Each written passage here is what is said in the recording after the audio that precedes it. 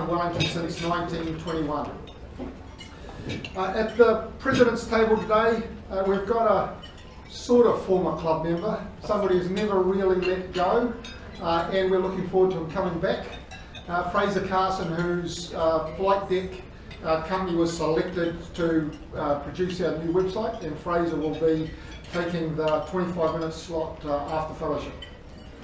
And also at the Sergeant's table, at the President's table is Grant Urich, who is the convener of Sergeants, and Peter Cullen at short notice has had to prepare for a major case. So the topic today will be roasting lawyers. Something to look forward to. Could I ask members please just to check your mobile phones are on silent and that you have your name badges on. I'm not aware of any visiting Rotarians. Are there any visiting Rotarians present? After last week's 7. Or are there guests present? No? World Travellers returning? Laurie? Thank you. Same. And World Travellers departing?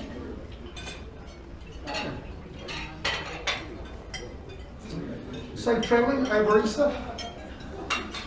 In birthdays in the last week, Ewan Wright on the 6th of April and Tracy Brown had one that's got a 0 on the end on the 7th of April. Could I invite John Preble please to say grace? For what we have received, may we be truly thankful. For the Lord's sake.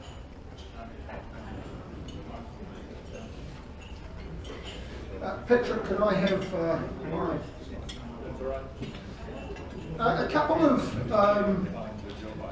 only 2 points really on my general part. Last week, you probably saw in the newsletter, was truly historic. The third meeting for the 3 Centennial clubs to be together and really have an ambitious program between us. And if you didn't catch it last week, the value of the Sydney Project Hope is 28 million US is the project, of which over 20 million comes from the Asian Development Bank already. So we're well and truly on a journey for that. But it is truly ambitious between the 4 clubs. And under Lee's great penmanship, we've now agreed a resolution to take to the 4 clubs' boards. We're in the process of doing that.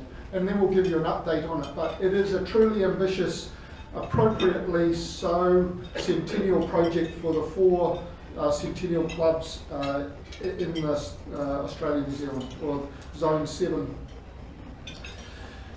The other one today, the big bit today is really introducing members to a new website. It's really a thank you to all involved with the development and history of the website. And the first one is to Francis. Francis Weavers has been Mr. Website forever. I think he actually is a friend of Tim Berners-Lee, who really created the website, created the World Wide Web. And Francis, really on behalf of the club, for well over a decade, you have just kept it going and made sure we're really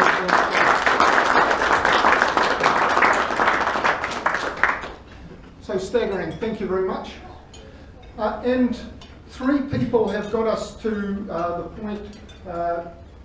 Fraser Carson, Michaela Draper and Rebecca Mariska have really got us to today's launch, and really a big tribute and a thank you to the 3 of them, because as I hope members will see when we come to it, it will be an outstanding replacement for Francis' website that we've had for the last decade or more. We're also changing with effect today some of the structures underneath that. So the newsletter team really become a communications team, but we all have a role to play. And the onus is on all of us, please, to check the details and data on the new website. Make sure it is relevant to you, it's appropriate, it's right. Upload a new photograph for some of you who look younger. Thank you.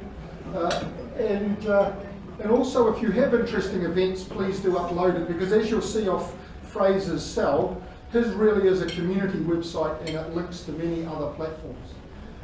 And the onus also goes on to committees of chairs of committees to make sure all of your information is relevant on there for all of the stuff you are doing, so the club can enjoy and we can get it out there just how globally thinking our club is.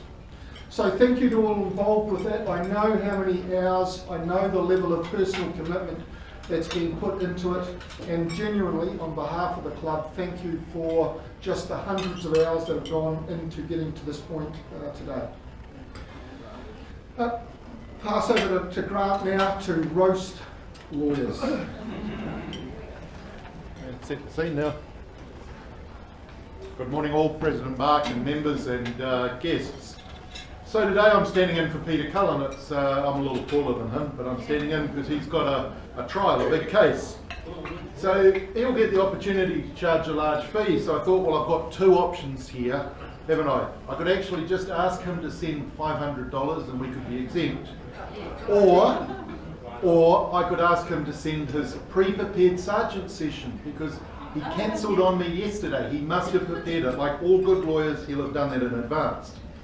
So, as of about 10 minutes ago, absolutely nothing. So, just a note from his PA that he couldn't do it. He also tried to ring me on the weekend and couldn't get hold of me, because I don't generally answer the phone that often on the weekend. But he rang President Mark. So again, he aimed high, went to the top. And I got a call on Sunday morning from President Mark. Got to say, one up for the out of delegation. So anyone who has ever asked anyone to do their dirty work for them can put and start putting some money in the plate. So it would seem appropriate then that I actually roast the lawyers in the room, particularly Peter. What's the difference between a lawyer and a herd of buffalo? No one knows, do they? A lawyer charges more. So anyone who's used the services of a lawyer, please pay up. Did you just hear that they've released a new Barbie doll called Divorced Barbie? Divorced Barbie comes with half of Ken's things and alimony payments. So, if you've ever given half of your assets away, please pay again. If you've done it twice, I'll exempt you. If you've done it 3 times, you're a bloody idiot and you can put some more in the plate. Why won't sharks attack lawyers? You attack your own kind. Yeah, professional courtesy. So has anyone ever swum with sharks? Stand up if you've ever swum with a shark. No. Well, that's something to do. Okay. The rest of us can pay because we're not very adventurous. What you do when a lawyer is buried up to his neck or her neck in sand. Yeah, add some more sand. So that made me think of the beach. So if you've ever been buried by your kids at the beach, please pay up now. Couple more, I promise. Did you hear about the new microwave lawyer? You spend 8 minutes in his office and you get billed as if you'd been there for 8 hours. What do you get when you cross the Godfather with a lawyer? An offer you cannot understand. And finally, I think the best of them all, how many lawyer jokes are there? Just 2, the rest of them were true. And finally, a plea. If you want bad jokes at Rotary, don't turn up for your sergeant sessions. I've got a whole book on this stuff and I'm just going to keep bringing it out. So, quite simply, you just need to do your sessions for sergeants or you're going to get me. Thank you.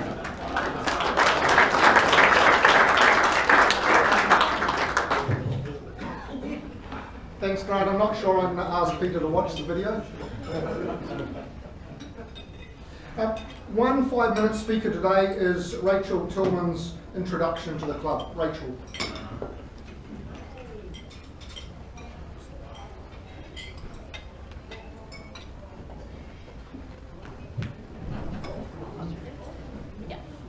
Hi there, my name is Rachel Tillman.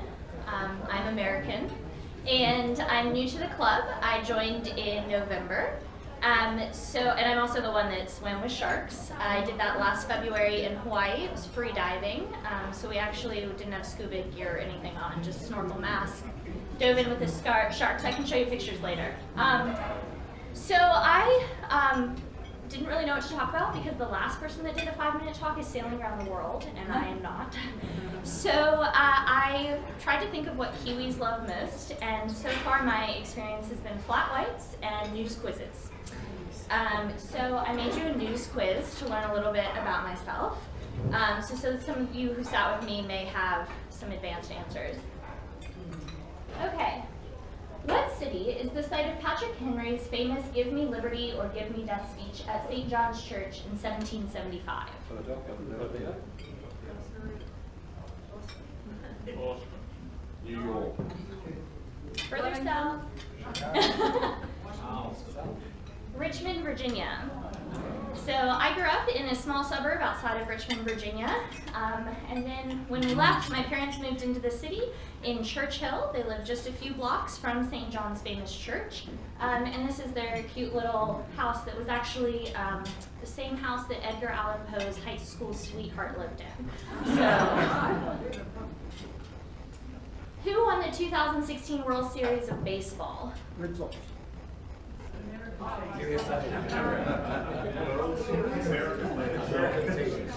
The Chicago Cubs.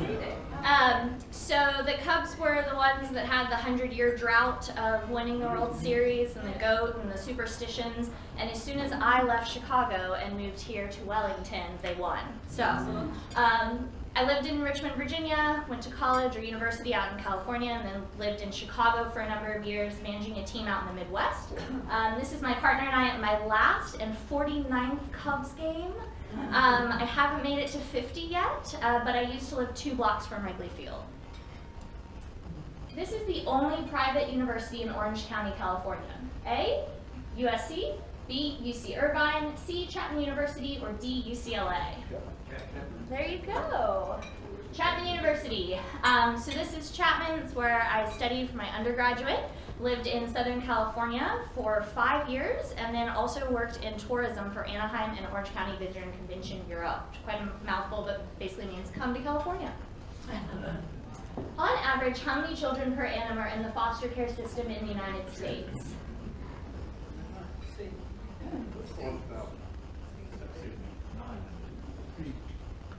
B, 670,000. In 2015, over 670,000 children spent time in the foster care system.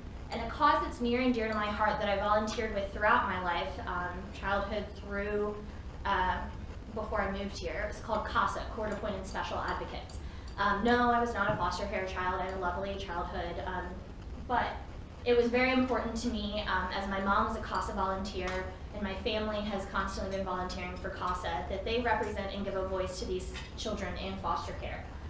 Right now, there's 76,000 CASA volunteers throughout the United States representing children in the foster care system, and they only accomplish, so they're only able to help about 251,000 each year, which is just a small portion of the overall need that we have in the States. So this is something that I was constantly fundraising for, volunteering for, whether I was in Orange County or Chicago. It's a national organization that helps these children. What breed of horse, referring to the wild horses, are found in Australia? There you go. Okay. There you go. That's not a Brumby, that's my horse Tom. But that was the closest I could get to a trivia question I thought might be relatable. This is Tom, he's a thoroughbred, he lives out in Macra, and we enjoy jumping and cross country together. What percentage of Americans are practicing vegans? I am not one of them. Yep, 2.5%. However, one of my favorite projects I worked on in my last role was educating students in the American college system about plant-based diets and the difference they can make on your carbon footprint. We worked with the Humane Society on that. What team of Wildcats made it to the NCAA's men's basketball tournament for the first time in history this year? Hurricanes. Oh. Northwestern Wildcats. So Northwestern has been playing basketball since 1904 and just made it into the tournament this year for the first time. Northwestern was where I was based at my last account. So I traveled throughout the Midwest region representing students at different colleges and universities to an organization called Sodexo. Sodexo is based out of Paris, France, and is a quality of life services or food, facilities, administration, anything you can think of. And my goal was to represent the colleges and universities that we worked with to the greater company. So I worked with a lot of students. These are some of my student staff. They have shirts that say fresh out the kitchen on. And it's a picture of Northwestern. How many miles, not kilometers, is a half marathon? 13.1. Yeah. So I have run 4 half marathons in 4 different states, and I'm hoping to do one here in New Zealand to kind of add to my list. I will only do it if it's in a different place and a loop track, not there and back. That's me in North Carolina. How many Kiwis have benefited from Fulbright scholarship? Lots, yeah. So 1,700. Since the beginning of the program, there's been 3,000 exchanges, 1,700 from New Zealand to America and 1,300 from America to New Zealand. And today is my first day at the job. I am now the new communications manager for Fulbright New Zealand. So yes, very excited about that. Okay, and this is my favorite question. What area produces over 50% of Maryland blue crab harvest each year? Chesapeake Bay! Congratulations! So this is absolutely my favorite meal, so if anyone knows where I can get this in New Zealand, please let me know. But I grew up on the Chesapeake Bay, eating crabs off my grandfather's little sailboat. Some really phenomenal memories, and we continue that tradition every year on Tillman Island in Maryland.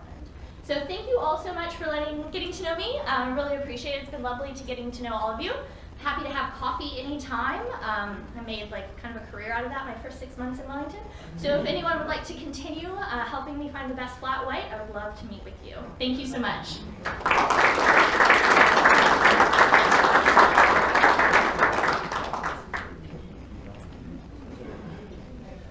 Thank you, Rachel. We've now got 10 minutes in fellowship time, and then grab dessert, grab a coffee, come back in, and then we're going to go through the new website with Fraser. So please take fellowship time, grab a coffee and grab dessert.